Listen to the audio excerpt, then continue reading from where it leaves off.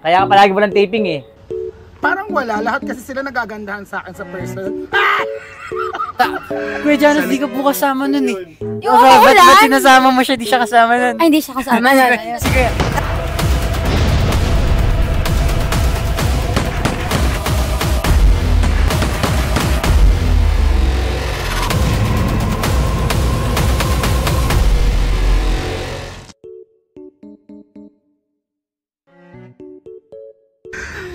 Ano ang pinakamasakit na sinabi sa iyo ng katrabaho mo?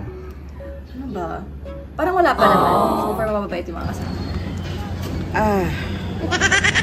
Ang taba ako.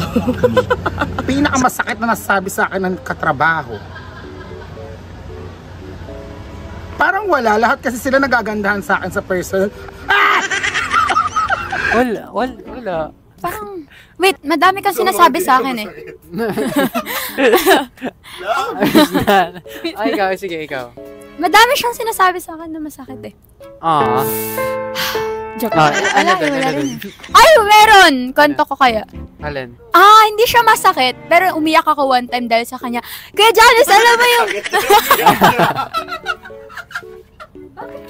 Hindi siya masakit, pero umiyak ako. Hindi siya masakit. Alam niyo po yung nung eksenang naglalakad tayo nun sa ulan. Hindi siya kasama. Kuya Janus, di ka po kasama nun eh. Yung Ba't sinasama mo siya, di siya kasama nun? Ay, hindi siya kasama nun. Grabe kasi buong simula rehearsal hanggang matapos yung eksena, nang-aasar lang siya ng nang-aasar. As in, hanggang sa, ang tagal na ng taping. So, napikon na ako. Madami din. Siguro siya po, physically. Nangahampas ganun. Pero, Alam mo naman, Pinakamasakit? Hindi kasi ako talaga nasasaktan sa mga ganyan. Pero ano ba? Parang wala ka matandaan. Baka siguro sinabi nila ni Janus na na kaya ka palagi walang taping eh. Hindi ko alam kung ano. kahit hindi artista, caricature daw ako umarte. Caricature, ano yun? It's another way of saying na OA ka umarte. Parang gano'n.